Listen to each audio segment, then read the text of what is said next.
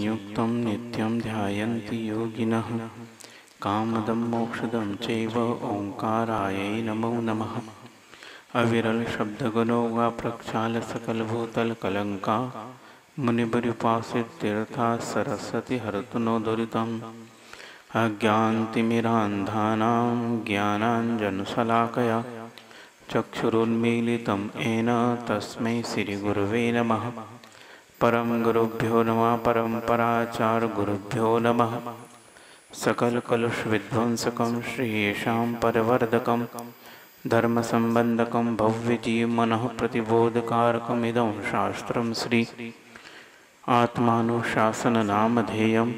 अस्य मूलग्रंथकर्तारः श्री सर्वज्ञदेवाः तदुत्तरग्रंथकर्तारः श्री गंधर्वदेवाः प्रतिगंधर्वदेवाः तेषां वचनोसारमासाद्य श्रीमदाचार्य प्रवर श्री गुणभद्रदेवैर्विरचितं। मंगलं भगवान् वीरो मंगलं गौतमो गणी मंगलं कुन्दकुन्दाद्यो जैनधर्मोऽस्तु मंगलम्। सर्वमंगलमांगल्यं सर्वकल्याणकारकं प्रधानं सर्वधर्माणां जैनं जयतु शासनम्। कोटिशतं द्वादशैव कोट्यो लक्षाणशीतिस्त्रिदिकानि चैव पञ्चाशदष्टौ च सहस्रसङ्ख्यामेतच्छ्रुतं पञ्चपदं नमामि। अर्हन्तभासि अत्तं गणहरदेवैः गन्थियं सम्मं पडमामि भक्तियुक्तो सुदनानुमहो वयं शिरसा यक्षामन्ते सुद्भक्ति कौसुकोतसालुचो अंगो वंगपैने पाहुडे पर्यम्मसत् पडमाणियो पोगचुलिया चैव सुत्तत्तैथ्वैतम्मकाहयं स्यानिष्कलम्। अंचेमि पूजेमि वन्दामि नमंसामि दुःखको कम्मको बोहिला सुगीगणं समायमणं जिनगुण संपत्ति हो मज्जम। नमोस्तु पौर्वाणिक स्वाध्याय बेलायां श्रीमदाचार्य भक्ति काय सर्गम करोम्यम्।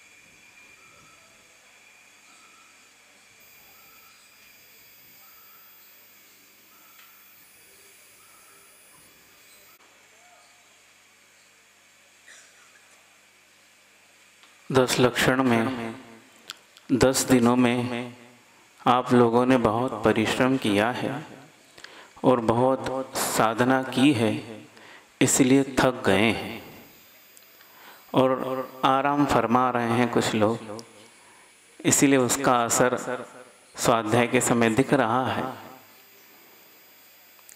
और कुछ लोग से हमने पूछा था तो यही कहा कि महाराज जी थोड़ा सुस्ता लें, फिर से रूटीन चालू होगा, 1-2 दिन बात कर लेंगे। तो बंधुओं, ये जीवन ऐसा है जो वस्तुतः सांसारिक प्राणी का जीवन विशेष रूप से, क्योंकि मुनिराज तो अप्रमत्त हो चुके हैं और उनके जीवन में यदि प्रमाद भी आता है तो अंतर्मुहूर्त के लिए आता है और वो प्रमाद उनके जीवन में बहुत कष्ट उत्पन्न नहीं करता है।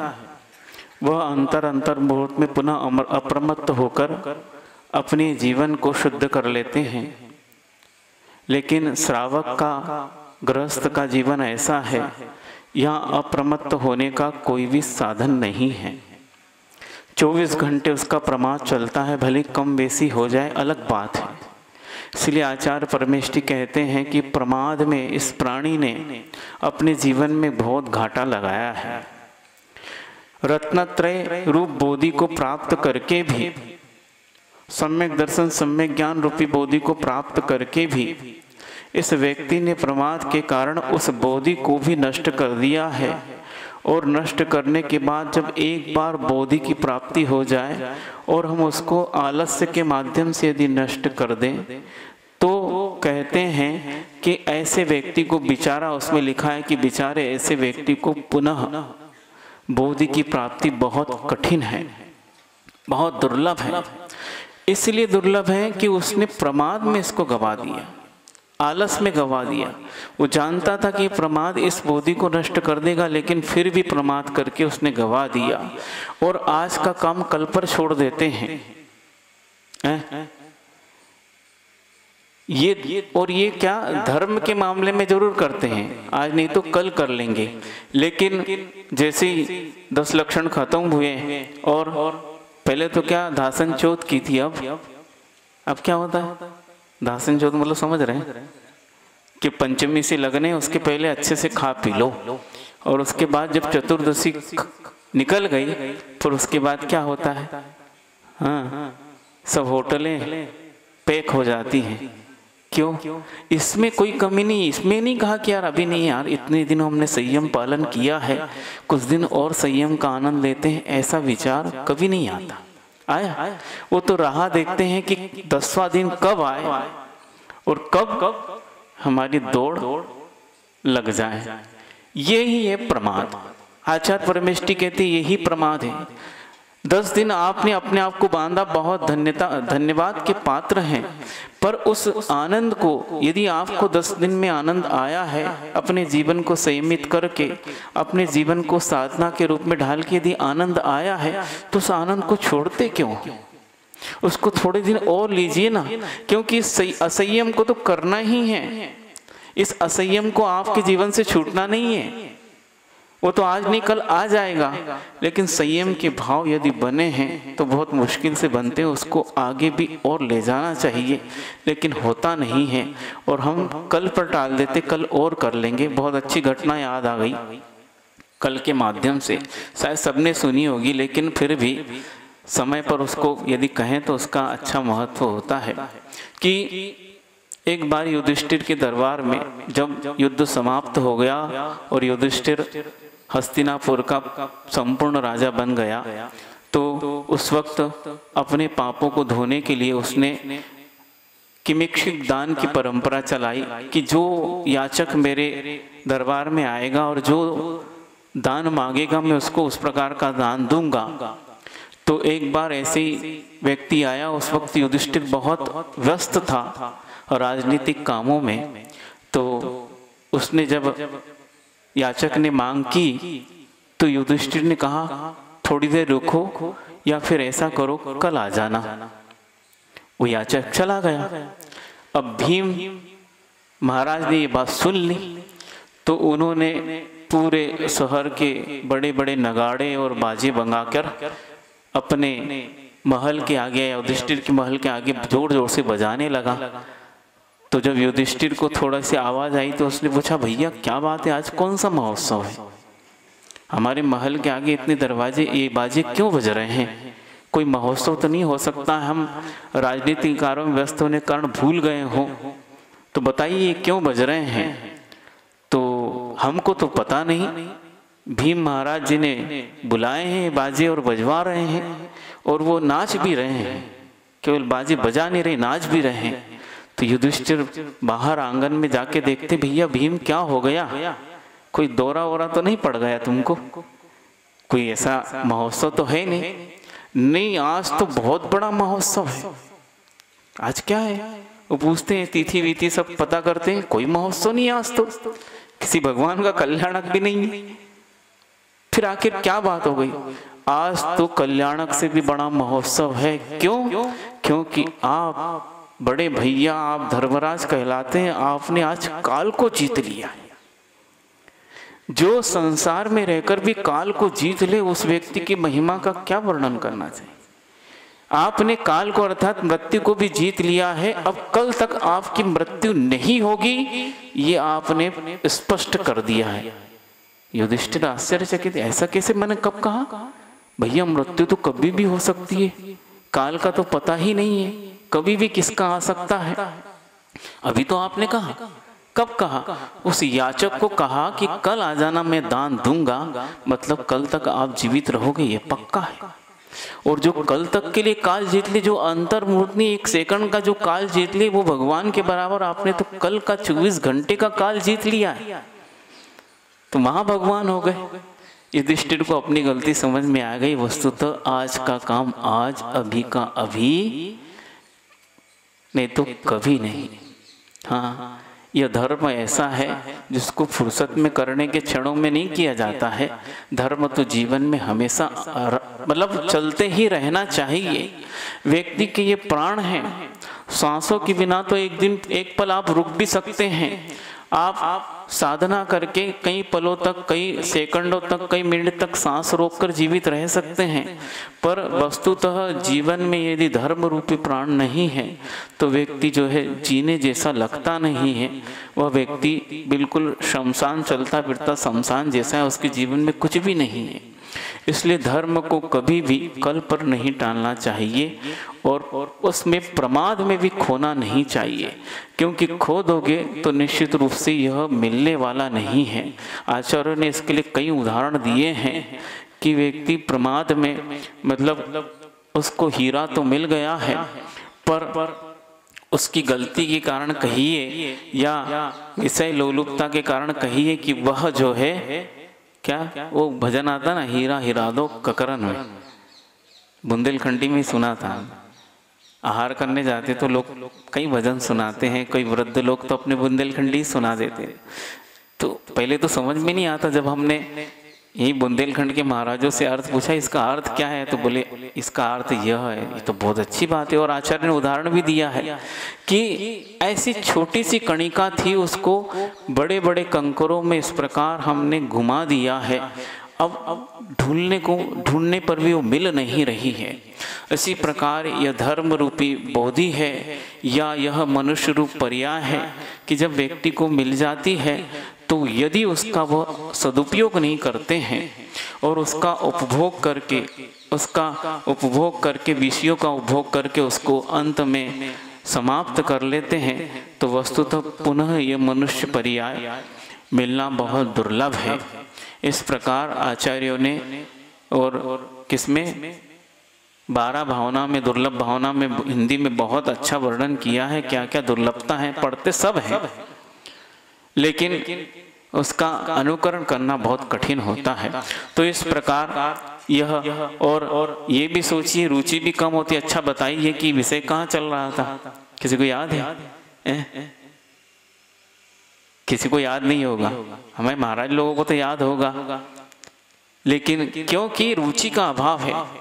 आए हैं, हम सुन रहे हैं, 1 घंटा हम सुन लेंगे, फिर पुनः हम चले जाएंगे और वही काम चालू होगा। हमें क्या सुना है इस चीज़ का हम पुनः विचार भी नहीं करते हैं। इसलिए आचार्य कहते हैं कि संसारी प्राणी को संसार के बहुत से काम करना पड़ता, उसका निषेध नहीं कर रहे हैं, क्योंकि उसके जीवन में उसका स्वयं का जीवन लगा है और उसके साथ में उसके परिवार का जीवन लगा है। बहुत से कर्म करने पड़ते हैं, लेकिन फिर भी अपने जीवन में कुछ समय ऐसा दो कि हम अपने बारे में सोच सके कि आखिर हम जो भी कार्य कर रहे हैं उसके लिए हमें कितना अपने आप को इन्वॉल्व करना चाहिए, उसमें कितना अपने आप को आसक्त करना चाहिए, जिससे हम अपने जब चाहे अपने जीवन को उससे छुड़ा सके। मक्खी होती है, वह मीठे की बहुत शौकीन होती है, वह गुड़ जो होता है, गुड़ समझ रहे ना, तो गुड़ के ऊपर जो है जाकर उस मीठे को खाने की जो है ललक के कारण चली जाती है। अब विषय लोलुपता कारण उसको ये विवेक नहीं रहता है कि सूखे गुड़ पर बैठना है कि गीले गुड़ पर। सूखे गुड़ पर बैठेगी तो वो खाकर उड़ सकती है, क्योंकि उसके पंखों में किसी प्रकार का गुड़ नहीं चिपकेगा, तो भोग भी हो गया और अपने आप को उसने छुड़ा भी लिया। लेकिन विषय की लोलुपता ऐसी होती है, अब गीला गुड़ था भैया, कुछ भी ये खाने को मिल रहा, चले चलो, और जैसी बैठती है और उसके बाद उसकी स्थिति क्या होती है, क्या होती है? माखी गुड़ में सनी रहे, इस प्रकार कोई दोहा आता है, पंख लिए लपटाए, ऐसा कुछ आता है, दोहा याद नहीं आ रहा, मतलब वह पंख उसके ऐसे लिपट जाते हैं और सोचिए कि उस प्रकार उड़ने की क्षमता, उसके पंख बहुत तेज चलते हैं और बहुत तेज भागती है, एरोप्लेन से भी ज़्यादा सुनने में आया उसकी गति होती है, लेकिन उस लोलुपता के कारण वह अपने पंखों को ऐसा लपटा लेती है, उड़ नहीं पाती है, क्योंकि विवेक नहीं था उसको। उस गुड़ को गीला जानकर हो सकता नहीं चाहती, गुड़ खाना ही है, हम सूखे गुड़ पे बैठेंगे। इसी प्रकार संसारी प्राणी को अपने संसार का उपभोग करते हुए भी, परिवार का पालन पोषण करते हुए भी सब कुछ कर रहे हैं, लेकिन विवेक का ध्यान रखना चाहिए कि हमको कितना करना है, कब करना है और किस रूप में करना है, ताकि हम मक्खी जैसे तुरंत अपने पंखों को झटक कर उड़ जाएं। बहुत मुश्किल है। उदाहरण समझ में आया है? मक्खी भोग तो कर रही है गुड़ का, लेकिन कहाँ करना है, कैसे करना है वो जान रही है। इसी प्रकार हम जानेंगे तो निश्चित रूप से हमारे जीवन से धर्म कभी छूटेगा नहीं, बना रहेगा, लेकिन बहुत मुश्किल है बनाकर रखना। तो इस प्रकार विषय ये चल रहा था कि गुरु कैसे होते हैं या उपदेशकर्ता कैसे होते हैं। तो उनके कुछ विशेषण बताए गए थे कि वह उपदेशता जो है अविकल श्रुत, अर्थात उसके पास जितना श्रुत है वो पूर्ण रूप से होना चाहिए। वह व्यक्ति शुद्ध वृत्ति वाला, अर्थात उसके आचरण या मन वचन काय की प्रवृत्ति शुद्ध होना चाहिए, और वह पर प्रतिबोधन परिणति, अर्थात दूसरे को संबोधन देने में भी समर्थ उसकी परिणति या उसका प्रयत्न होना चाहिए। क्योंकि व्यक्ति जो गुरु होते हैं वे स्वयं तो प्रतिबोध को प्राप्त होते ही हैं, लेकिन जो कोई भी उनके शरण में जाता है उनके पास इस प्रकार की क्षमता होती है, किसी भी प्रकार का व्यक्ति चला जाए तो उसको बोधन देने में अनेक उदाहरणों के माध्यम से, अनेक युक्तियों के माध्यम से, और आगम तो उसके साथ रहता ही है, उसके माध्यम से वे बहुत बड़े बड़े दुराग्रहियों को भी उस दुराग्रह को हटाकर जिन धर्म का आग्रह उनके जीवन में ले आते हैं, ऐसे आचार परमेष्टि होते हैं। और हमने आचार परमेष्टि गुरुदेव को ऐसा ही देखा है कि अच्छे अच्छे पंडित लोग भी उनके शरण में आते थे। भट्टारक चारुकीर्ति जी की एक घटना याद आ रही है कि जब आचार्य महाराज ने शायद इंदौर या उसके पहले चातुर्मास में, कि वस्तुतः जो भट्टारक पहले जो विशेषण दिया जाता था वह बड़े बड़े आचार्यों को दिया जाता है जो अन्य मतियों को पराजित करने में समर्थ होते हैं और जिनका आचरण बहुत ही, मतलब जैसे पहलवान दूसरे पहलवान को हरा देता है, उसी प्रकार जो अपने राग द्वेष को हराकर वीतराग भाव को अपने जीवन में लाते हैं, ऐसे उनको भट्टारक की उपाधि दी जाती है। जैसे भट्ट अकलंक देव की उपाधि आप जानते ही हैं, क्योंकि अकलंक देव इसी कारण प्रसिद्ध थे। वे अन्य मतियों के आचार्य क्या अन्य विद्वानों को भी जिन धर्म के माध्यम से उन आगमों को परास्त करके, उन आगमाभासियों को परास्त करके जिन धर्म की उन्होंने जिन आगम की पुनः स्थापना तो नहीं की, स्थापना मतलब वो स्थापित तो था लेकिन उसका प्रभावना की है, ऐसे भट्ट अकलंक देव होते। तो अभी भी भट्टारक परंपरा थी, तो उसके लिए उन्होंने स्वरूप बताया था। और वह एक बार चारुकीर्ति जब आए तो उनको भी समझाया। तो सोचिए दुराग्रह पहले था, लेकिन जब आचार्य महाराज ने आगम और युक्ति के माध्यम से उनको बताया तो उन्होंने स्वीकार किया कि आचार्य महाराज आप जो कह रहे हैं बिल्कुल सत्य है और मेरा आग्रह भी चला गया है और आपकी जो बातें हैं बिल्कुल मुझे समझ में आ गई है। पर क्या, पर ये पूरा दक्षिण प्रांत है वो इसी चीज को मानता है और एकदम हम छोड़ नहीं पाएंगे। आग्रह तो टल गया है लेकिन परिस्थिति ऐसी बन गई वो छोड़ नहीं पाएंगे, क्योंकि इस प्रकार का वहाँ जो भी चल रहा है, जो चलता है, तो उसके लिए बहुत कठिनाई है। लेकिन कहने की बात यह है कि वो बहुत विद्वान थे और उसी चीज को सही मान रहे थे, लेकिन उस व्यक्ति के भी दुराग्रह को आचार्य महाराज ने युक्ति और आगम के माध्यम से उसको समाप्त कर दिया। ये होती पर प्रतिबोधन क्षमता आचार परमेष्टि में ऐसी होती है। और और उसके बाद विशेषण दिया कि जो भव्यों को सम्यक दर्शन, सम्यक ज्ञान, सम्यक चारित रूपी मार्ग के प्रवर्तन की समीचीन विधि में जो सतत उद्योग करते हैं, मतलब उन्हें प्रवर्तन कराना है तो समीचीन विधि क्या है, उसके लिए वो सतत प्रयत्न कर रहे हैं।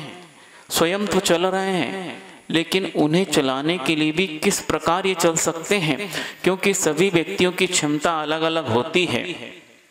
मार्ग तो वही है, मंजिल वही है और मार्ग भी वही है, लेकिन उसकी रीति थोड़े बहुत किस व्यक्ति को किस रीति से चलाना है, ये केवल आचार्य महाराज के पास ही इस प्रकार का विवेक होता है कि उस व्यक्ति को उसी प्रकार की। अब आपके यहाँ, मतलब कहना चाहिए आप, मतलब डॉक्टर के यहाँ मरीज आया और डॉक्टर उसकी नाड़ी देखता है, या वैद्य के यहाँ मरीज आया उसकी नाड़ी देखता है, पूरा परीक्षण करता है, और दोनों मरीज एक जैसे आ गए, सब उन दोनों को बुखार है, और बुखार होने के बाद सारा लक्षण एक जैसा आ रहा है, और वैद्य दवाई बनाता है, एक की कुछ अलग बनी, एक की कुछ अलग बनी, एक जैसी नहीं बन सकती। ये क्या हुआ? अलग अलग क्यों बनी? बुखार तो है, बुखार होने के बाद भी भैया थोड़ा सा अंतर तो है बुखार में, किसी को 104 डिग्री, किसी को 103 डिग्री, और मान लो 104 डिग्री भी है, लेकिन तुम्हारी नाड़ी की प्रकृति बता रही है कि तुम्हें कौन सी दवाई सूट होगी, और इसकी नाड़ी की प्रकृति बता रही कौन सी सूट होगी। इसी प्रकार उस नाड़ी की प्रकृति को जानकर वैद्य उसके लिए उस प्रकार की दवाई तैयार कराते हैं। इसी प्रकार आचार्य महाराज होते हैं कि समीचीन विधि का जो प्रवर्तन कराने में समीचीन विधि का स्वयं प्रयत्न कर रहे हैं, वे जिस विधि से कर रहे हैं उस विधि से दूसरा किस प्रकार कर सकता है, उसको अलग अलग क्षमता के अनुसार वो देते हैं। सबको एक जैसा ट्रीटमेंट नहीं देते, और यह भी कह देते हैं जो दिया है किसी को बताना नहीं। इसलिए नहीं बताना, छुपाने का कोई काम नहीं है। अब तुमने उसको बता दिया, उसको मान लो बड़ा ट्रीटमेंट दिया, हमको बड़ा दे दिया, इनको छोटा दे दिया, होता है ना। अब आपस में कोई मिल गए जो क्लास फेलो जैसे, जो आपस में जो भैया ब्रह्मचारी या ब्रह्मचारी आपस मिल गए, आपको क्या बताया? हमको ये बताया, हमको तो ये बता दिया। अब क्या होगा? मोक्ष मार्ग चालू होने के पहले ही डामाडोल हो गई स्थिति। तो ये नहीं होना चाहिए, श्रद्धान होना चाहिए कि वस्तुतः मेरे अंदर इस प्रकार का रोग है, इसीलिए ऐसा ट्रीटमेंट दिया। वे वैद्य हैं, वे रोग को जानते हैं, और मैं रोगी हूं, रोगी होकर भी रोग को नहीं जान सकता हूं। इसलिए नहीं जान सकता क्योंकि वस्तुतः यदि मैं जानता तो फिर रोग आता कहां से? मैं स्वयं नहीं समझ जाता, रोग को पहले से आने नहीं देता। तुम नहीं समझ रहे, इसीलिए तो रोग तुम्हारे अंदर आ गया है अविवेक के कारण। अब उन वैद्य राज ने उस नाड़ी को परीक्षण करके समझ लिया है कि आपको किस प्रकार की औषधि की जरूरत है, और उस प्रकार की औषधि को देते हैं। इसलिए कहा गया है कि वैद्य के पास जाओ तो उस वैद्य पर पूरा श्रद्धान होना चाहिए, और उसकी दी हुई औषधि और पथ्य पे श्रद्धान होगा तो आपका आधा रोग तो उसी दिन से समाप्त होने लगेगा। बस फिर आपको केवल उस औषधि और पथ्य का सेवन करना चाहिए। उसी प्रकार मोक्ष मार्ग में आने के वहाँ तो 50%, लेकिन मोक्ष मार्ग में आए तो मोक्ष मार्ग के जो उपदेष्टा है, शास्ता है, उस पर पूर्ण विश्वास कर लो, आपका मोक्ष मार्ग 100% चालू हो गया, पक्का।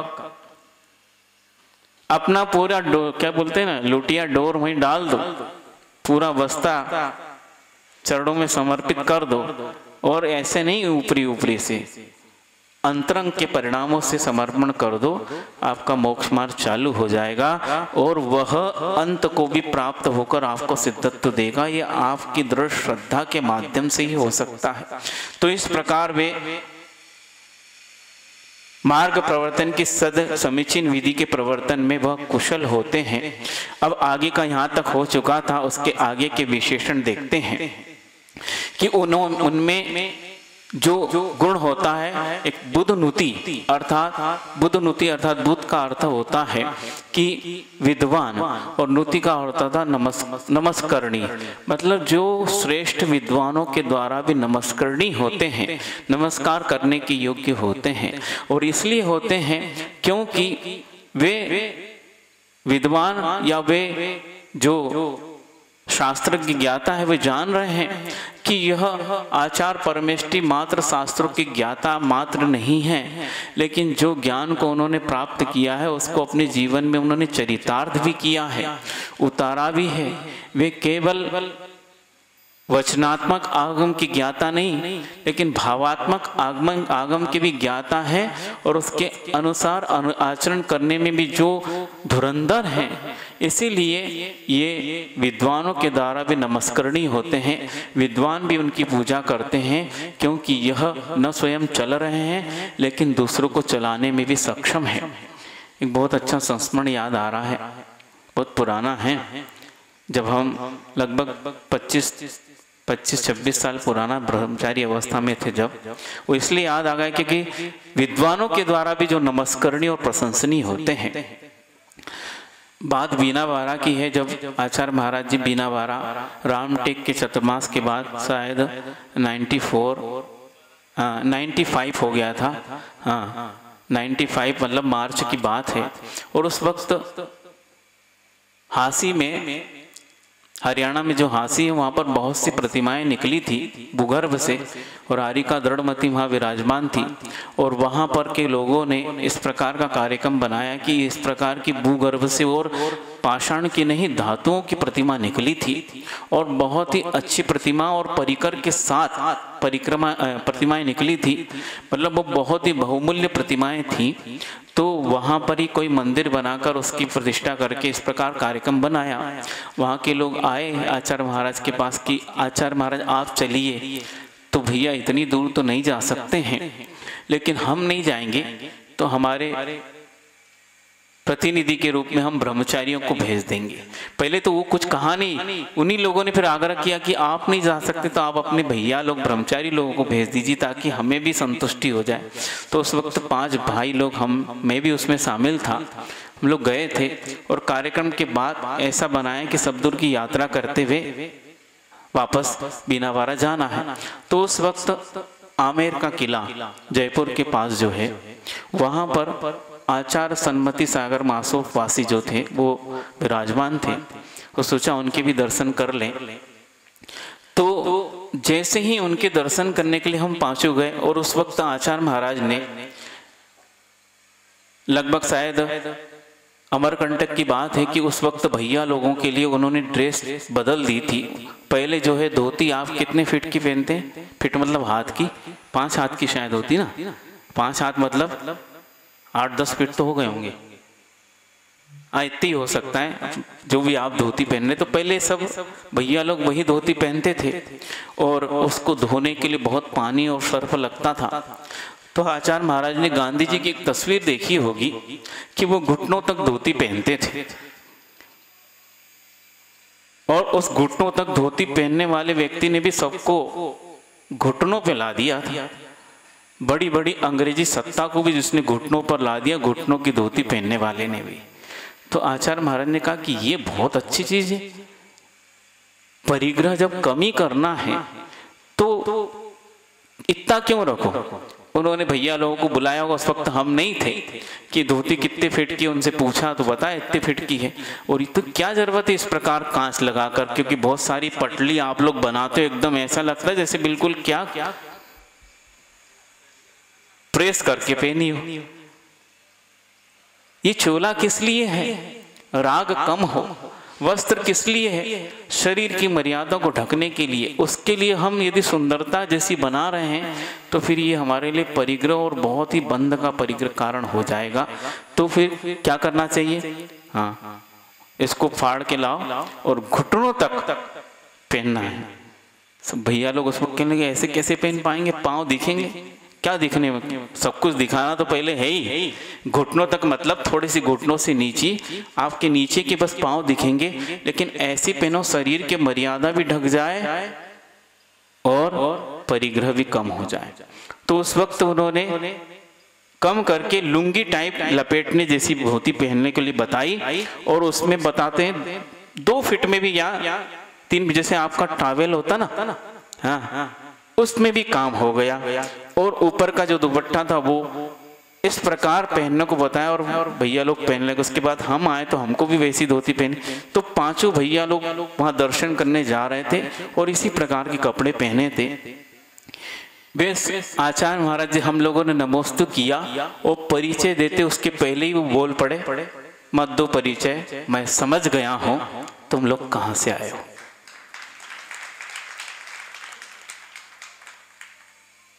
कहां से आए? जो भैया बड़े थे हम उनने बोला, कैसे समझ गए आचार्य परमेष्ठी आप? मैं समझ गया हूं कि पंचम काल में भी इस प्रकार का साहस करने वाला व्यक्ति, जो ब्रह्मचारी अवस्था में भी इतने कम कपड़े में भी इतनी मर्यादा प्रदर्शित कर दे कि आपका शरीर बिल्कुल ढका दिख रहा है, लेकिन कम कपड़े कितने हैं, इतने कम कपड़ों में भी आप लोगों ने इस प्रकार शरीर को ढाक रखा है कि एक अलग ही मर्यादा और एक अलग ही छवि आपकी दिख रही है। और ऐसा साहस तो इस काल में और इस पूरी सृष्टि में आचार्य विद्यासागर महाराज ही कर सकते हैं। स्पष्ट सब आज भी गूंज रहे वो शब्द हमारे कानों में। बोले ये साहस तो वो ही कर सकता है। ऐसे उनके शब्द इसलिए थे, वो आचार्य महाराज शिक्षा में बड़े हो सकते हैं, तो आचार्य विद्यासागर ही इस प्रकार के साहस कर सकते हैं, ऐसा उन्होंने कहा। सुनकर एकदम इतना आह्लाद हुआ कि देखिए आचार्य महाराज की दृष्टि कि इतने कम कपड़े में भी इतनी मर्यादा प्रदर्शित की कि आप ऐसे रहोगे कि दूसरे लोगों के लिए पाठ मिलेगा। इसलिए विद्वानों के द्वारा भी नमस्करणी ऐसे पूज्य आचार्य परमेष्ठी इसलिए है कि इस प्रकार का आचरण कराते हैं। फिर चर्चा चालू हो गई, उनको प्रसन्नता तो हुई सबको देखकर। फिर उन्होंने ही पूछा कि आप लोगों को कितना समय हो गया। कुछ भैया थे उनको थोड़ा समय हो गया था, तो वो स्वयं बोले अच्छा ऐसा है, और सही है, वो हैं ही ऐसे। और स्वयं के लिए बोले कि तुम अभी हमारे संग में होते तुम लोग तो दीक्षित क्या। स्वयं उनके शब्द, इतने काल वहां साधना करते होगे और इतने अच्छे आप लोग लग रहे हो, साधक से लग रहे हो, और यदि हमारे संग में होते तो अभी मुनि क्या आचार्य बन गए होते। और वहां लेकिन ठीक है क्योंकि वे चतुर्थकालीन, देखो उसके बाद क्या बोला, ठीक है क्योंकि वे जो आचार्य विद्यासागर है उनकी चर्या और वे स्वयं चतुर्थकालीन है, इसलिए सबको ठोक बजा के दीक्षा देते हैं। बिल्कुल सही। और बहुत बुरी बुरी उनने प्रशंसा की आचार्य परमेष्ठी की, क्योंकि वो जानते थे उनको। इसीलिए यह संस्मरण याद आ गया कि विद्वानों के द्वारा भी जो नमस्करणी है, विद्वान भी जिनको उनके श्रेष्ठ आचरण के लिए, उनके श्रेष्ठ विचारों के लिए, उनके श्रेष्ठ कृतियों के लिए उनकी प्रशंसा करते हैं, ऐसे हमारे आचार्य परमेष्ठी हैं। और केवल दिगंबर धर्म को धारण करने वाले नहीं, अपितु अन्य धर्म का आचरण करने वाले उनके धुरंधर कहना चाहिए, उनके धुरंधर आचार्य या जो साधु है वो भी। बहुत अच्छा सत्संग फिर याद आ रहा, सुना दे। आचार्य महाराज संस्मरण सुनने में तो सब लालायित रहते हैं। और वो हालांकि मैंने शायद सुना है कि नहीं, आप पता नहीं, फिर भी क्योंकि एक बहुत बड़े अन्य धर्म के आचार्य थे और अमरकंटक में पूरे कितने भी बड़े बड़े साधु, लेकिन उनका वर्चस्व ही अलग है और सभी लोग उनको मानते हैं। वो एक आवाज में पूरा कह दे तो पूरा अमरकंटक का साधु समाज उनकी बात को मानता था। उनका नाम था कल्याण बाबा, उनका आश्रम भी बना है। आचार्य महाराज पहुंचे और उस वक्त भर ठंडी का समय था, रामटेक चातुर्मास के बाद सन 93 की बात है। और वहाँ पहुंचे तो 94 जनवरी की बात थी। और जनवरी में वहाँ का टेम्परेचर 0 डिग्री बताते, बाहर पानी की बाल्टी रखी तो बर्फ बन के मिलती थी सुबह, इतनी कड़ाके की ठंड। और उनके भी जो अनुयायी थे उन्होंने सुना और आचार्य महाराज के दर्शन भी कर गए होंगे। उन्होंने अपने बाबा को जाकर बताया कि ऐसा सन्यासी आया है। नागा बाबा तो अपने धर्म में भी होते हैं, लेकिन वे हिमालय की गोद में कहीं छुप कर रहते हैं और सब साधन संपन्न होते हैं, केवल शरीर से नग्न होते हैं। लेकिन ये व्यक्ति को देखा है, कोई ताम झाम नहीं है और नग्न है, और उनके जो अनुयायी उनसे सुना है कि यह कुछ लेते भी नहीं है, रात को भी निरावरण जैसे हैं वैसे, मतलब सुबह और रात में इनके आचरण में कोई अंतर नहीं है, जैसे दिन में दिखते हैं वैसे रात में रहते हैं।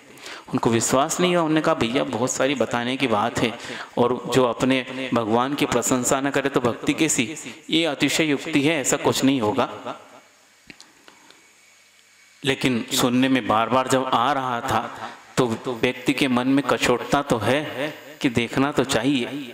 और सुनते हैं, हमने देखा तो नहीं कि वहीं के लोगों से सुना है कि वे जो है रात को ओढ़ आड़ कर देखने के लिए आए कि वस्तुतः आंखों देखी जो है वो झूठ नहीं हो सकती, सुनी सुनी तो फिर भी हो सकती है, लेकिन जब आंख से दृश्य देख ले उसके लिए फिर शब्दों की आवश्यकता नहीं है।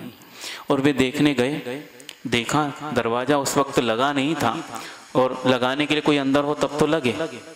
आचार्य महाराज अंदर हैं, कोई है नहीं, वो दरवाजा लगाएंगे नहीं। तो धीरे से खोल के देखा, रात के 8 बज रहे होंगे। आचार्य महाराज जी सामायिक में लीन हैं, और वे जो है पुनः चले गए कि अभी तो बैठे हैं, हो सकता लेटे तब चटाई ले लेंगे या कपड़ा ले लेंगे, जो भी। पुनः 10 बजे आए, देखा कि अब वो लेटे हैं लेकिन कुछ नहीं है, ऐसे ही है।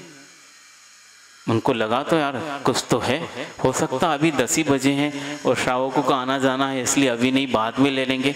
पुनः वह 12 बजे के करीब आए और देखा कि अभी भी वैसे ही हैं। अब उनको लगा कि कुछ तो है, हमारे दिमाग में कुछ उल्टा चल रहा है।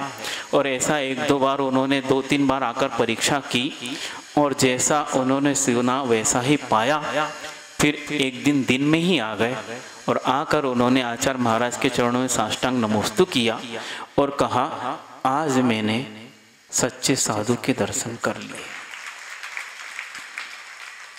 सुनते थे कि आप इस ठंडी में भी निरावरण रहते हैं और नग्नत्व को पूर्ण निर्दोष पालन करते हैं, लेकिन विश्वास नहीं हो रहा था, क्योंकि ऐसी कड़ाके की ठंड में ऐसे साधक भी जो हैं वो विचलित हो जाते हैं, और ऐसे काल में ऐसे साधक होंगे विश्वास नहीं होता था। नागा साधु हमने भी देखे, वो कह रहे थे, हमने भी देखे हैं कि वे भी तपस्या करते हैं, लेकिन इस प्रकार का उपक्रम तो उनको यहाँ भी नहीं मिलता है। वे भी अपने जीवन के चलाने के लिए किसी साधनों का उपयोग करके अपने शरीर की रक्षा करते हैं, लेकिन यहाँ तो साधना ही साधना है, साधन तो कुछ नहीं है, साधना ही साधन बन गया है। तो ऐसा करके उन्होंने चर्चा की। आचार्य महाराज सुनते रहे, क्या जवाब दें, कोई जवाब देने के लायक नहीं, उनको आशीर्वाद दिया। सुनते हैं उस वक्त से उनकी इस प्रकार की श्रद्धा हो गई, और केवल आचार्य महाराज पर नहीं, नग्न दिगंबर साधु पर ऐसी हो गई। ये बात हमें क्यों पता चली, इसलिए चलिए हम बता रहे हैं कि हमने जब हम चातुर्मास के लिए 2000 सन में गए, तो वो 94 की बात थी, उसके बाद तो वो भक्त बनी गए थे। तो अचानक उधर से काफिला कम से कम 100-150 लोग होंगे, उनके साथ बहुत से शिष्य और बहुत से उनके अनुयायी चलते, वो घूमने के लिए निकलते थे रोड पर, और उसी रोड पर सुबह की चर्या के लिए सभी महाराजों को जाना पड़ता था। उस वक्त हम अकेले थे, कोई मुनिराज साथ में नहीं थे, और बहुत बड़ा काफिला आने लगा। हमने दूर से देखा तो हम थोड़े से पीछे हट गए कि निकल जाए, और हमको जैसे उन्होंने देखा वो सारे रुक गए। हमने कहा वो भी नहीं जा रहा है और हम भी खड़े, क्या हो रहा है। हाँ, वो साथ में जो लड़का था उससे हमने पूछा, भाई क्या हो रहा है, निकल क्यों नहीं रहे। महाराज जब तक आप क्रॉस नहीं होंगे, आप अपने स्थान पे नहीं जाएंगे, वो निकलेंगे नहीं यहाँ से। हमने कहा क्यों, ऐसा क्यों। तो वो मुझे पता तो नहीं है, लेकिन ये हैं कल्याण बाबा हैं और उनका पूरा परिकर है, फिर हमने जाकर क्षेत्र पर जाकर पूछा तो ये घटना उन्होंने बताई कि उस वक्त से वो किसी भी दिगंबर मुनिराज को देखते हैं, जहां है वहीं खड़े हो जाए, इनको क्रॉस नहीं करना, ये चले जाएं उसके बाद जाना। उसके बाद हमने 2-3 बार फिर देखा और जैसा देखा वही कि वो नहीं क्रॉस होते थे। इसका अर्थ है बुधनुति, अर्थात विद्वानों के द्वारा भी जो नमस्करणीय है, ऐसा ये जिनलिंग है। और इस जिनलिंग को इस प्रकार बनाने में पूरा का पूरा श्रेय और परिश्रम अपने आचार्य परमेष्टि को है, जिन्होंने पंचम काल में भी इस नग्नत्व को इतना पूजनीय बना दिया है। कोई भी क्यों न हो, बड़े बड़े नेता भी, प्रधानमंत्री, राष्ट्रपति और बड़े बड़े नेता भी जब एक बार उस गुरुदेव की छवि को देख लेते हैं तो उनको लगता है। अमित शाह का भी एक प्रकरण सुना है हमने, जो आज गृह मंत्री, और सुनते हैं कि भारत का तो लेफ्ट हैंड है वो। भारत का इसलिए क्योंकि भारत मोदी हो गया है, भारत नहीं रहा, तो उसका लेफ्ट हैंड वही, मतलब वही सरकार को चला रहा है। तो वह जब कुंडलपुर महोत्सव में आया, पहली बार आया, उसने सोचा वो भी जो है आरएसएस से जुड़ा व्यक्ति है, कई साधुओं को इसने दर्शन किए हैं, और सुनते कि शायद वो भी श्वेतांबर जैन है। हाँ, श्वेतांबर जैन, तो कई श्वेतांबर साधुओं की भी उसने देखे, बड़े बड़े आचार्यों को, और आरएसएस से जुड़ा होने के कारण बड़े बड़े उन्होंने उनके शंकराचार्यों को भी देखा है। तो उसको लगा कि ये भी एक कोई मठाधीश जैसे होंगे और यही बात करेंगे अपने धर्म की या अपने मठ की या अपनी कोई स्वार्थ की बात करके जो है मांग करेंगे।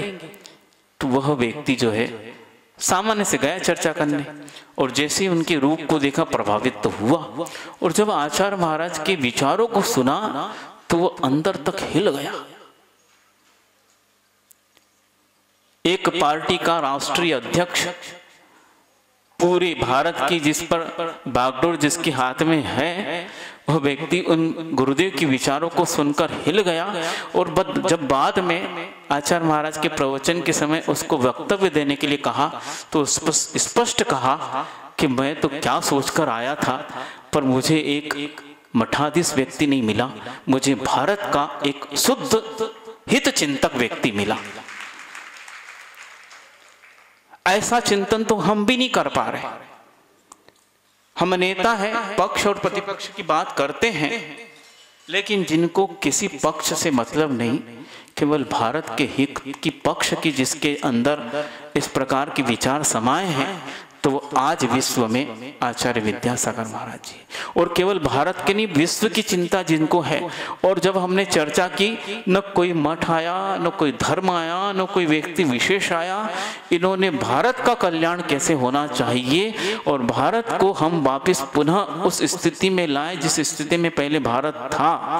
अंग्रेजों के जमाने के पहले जो भारत का अभ्युदय था, और अंग्रेज के समय भी अभ्युदय था, ऐसा हमारा भारत था। और इस प्रकार भारत के इतिहास को जब आचार्य महाराज ने खोला तो मेरी आंखें खुल गई। मैं भारतीय होकर भी भारत का इतिहास नहीं जानता।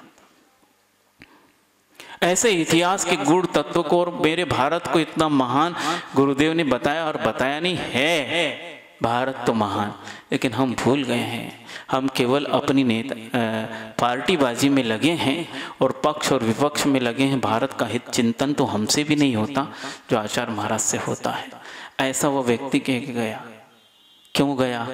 क्योंकि ऐसे गुरुदेव हमारे हैं, ऐसे अनुकरणीय उनका चारित्र है। और केवल चारित्र अनुकरणीय इसलिए बना है क्योंकि उनके अंदर इतने गहरे और इतने शुद्ध विचार हैं। समस्त सृष्टि के प्रति जिनकी एक मित्रता की दृष्टि है, सत्वेषु मैत्री जिनके अंदर पल रहा है, वही इतना उच्च विचारक हो सकता है। और वह किसी भी समुदाय, किसी भी धर्म, किसी भी जातिगत विशेष बंधन को बंद करके वो विचार नहीं करते हैं, वे पूरी सृष्टि को लेकर विचार करते हैं। इसीलिए वस्तुतः जैन धर्म की जो वस्तुतः जिन्होंने परिभाषा समझी है वे आचार्य परमेष्टि है, और वही परिभाषा उन्होंने अपने शिष्यों को भी समझाई है कि वस्तुतः जैन धर्म ऐसे ही चल सकता है। वह किसी जातिगत और किसी व्यक्तिगत बंद कर नहीं चलता है, जो समस्त जीवों के कल्याण के लिए है। यहाँ ना कोई जाति है ना पात है। नारा भी तो लगाते हो आप लोग, हैं महावीर जयंती को नारा लगाते हो, उसके बाद भूल जाते हो। जैन धर्म किसका है? महाराज जी का किसका है? फिर हम सीमित क्यों हो जाते हैं? जो हमारे गुरु असीमित हैं, उनकी न तो गहराई है न उनकी सीमा की कोई माप है, फिर हम भक्त बनकर बहुत सीमित हो जाते हैं। इसीलिए सोचना चाहिए कि वस्तुतः जैन धर्म कितना विस्तृत है, और ये आप लोगों का कर्तव्य है कि इस विस्तार को हमेशा अपने आचरण के माध्यम से उसको बढ़ाना चाहिए। उसमें इस प्रकार का कभी भी सीमितता नहीं लानी चाहिए। कई बार आप लोग अपने आचरण के माध्यम से आपसी जो आचरण करते हो उससे सीमितता ले आते हो, इसलिए कई बार लोग ये तो जैनी है। वस्तुतः आत्म कल्याण अपना स्वार्थ है, लेकिन सबसे ज्यादा स्वार्थी मानने लगे लोग, क्योंकि ये बहुत बंधे हुए हैं। बंधना नहीं है, नियम व्रत में बंधना तो ठीक है, लेकिन वस्तुतः अपने विचारों से बहुत उदात होना चाहिए, जैसे गुरुदेव हैं। हाँ, मतलब कोई भी हमें मिले, चाहे वह किसी भी धर्म का, जाति का हो, अपने आचरण के माध्यम। और आप स्वयं देखिए, हमने तो कई बार देखा है कि वो बेचारा जो व्यक्ति समझता है कि ये लोग जैनी है और इनका आचरण शुद्ध है, जब वो आमने सामने टकराते वो श्री राम नहीं बोलता। क्या बोलता? जय जी ने। और हमने ये तक देखा, एक मुस्लिम घर की बात बता रहे, मित्र था हमारा, वह मित्र ऐसा मतलब क्लास में पढ़ता था, तो मान लो कभी मिल जाए और उसको बहुत अच्छा लगता था कि इनसे बात करनी है, वो हमको जय जी ने बोलता था। सोचिए, एक मुस्लिम, हमने उसको सलाम वालेकुम नहीं बोला, हम भी उसको जय जी ने बोल देते थे, क्योंकि अब तुम बोल रहे तो हम क्यों पीछे हटे। लेकिन ऐसा वो मुस्लिम होकर भी वो समझता था कि मेरे जीवन में कितनी हिंसा है, और यह जैनी व्यक्ति जो है और मेरे साथ पढ़ता मेरा मित्र, उसके जीवन में कितनी अहिंसा है। उसके मान लो घर भी जाते थे कभी कभार, उसकी जो अम्मी थी, भूल से एक बार उसने पूछ लिया, बेटा पानी पियोगे, और ले भी आई, हटाओ यहाँ से, नहीं पिएगा ये। क्यों? ये जैन है, हम तो हिंसा करने वाले हैं, मांस का भक्षण करते हैं, ये नहीं करेगा। तो इस प्रकार उनके जीवन में क्यों आया ये सब? क्योंकि हम यदि मान लो अपने श्रावक धर्म में भी अपने जीवन को बहुत विस्तृत विचार वाला रखें, तो सामने वाला व्यक्ति भी आपको देखकर उस धर्म की जय जयकार करेगा। मुनियों को देखकर, आचार परमेष्टि को देखकर व्यक्ति जैन धर्म को समझ रहे हैं, तो श्रावक भी अपने आचरण के माध्यम से इस प्रकार का उदाहरण प्रस्तुत करे कि व्यक्ति समझे कि वस्तुतः जैन धर्म किसी व्यक्ति का बंधा हुआ नहीं है। जो व्यक्ति इसको अपनाएगा वो व्यक्ति अपने जीवन में इस प्रकार की उपलब्धि हासिल कर सकता है। तो इस प्रकार जो विद्वानों के द्वारा भी नमस्करणीय है, ऐसे हमारे आचार परमेष्टि है। और उसके बाद दिया है अनुत्सेको, अर्थात उत्सेक, उत्सेक कहते हैं जो है अभिमान को, अभिमान को उत्सेक कहते हैं। और जो उत्सेक से रहित है अनुत्सेक है, जो अभिमान से रहित होकर स्वयं अभिमान से रहित हैं, लेकिन केवल रहकर नहीं किंतु अन्य योग्य व्यक्तियों की प्रशंसा करते हैं। स्वयं अभिमान से रहित होकर अन्य योग्य व्यक्तियों की जो प्रशंसा करते हैं मुक्त कंठ से, और जो योग्य व्यक्ति हैं उसको योग्य स्थान देकर उसे भी पूज्य बना देते हैं। ऐसे जो होते हैं अनुत्सेक, अर्थात उत्सेक से रहित आचार परमेष्टि।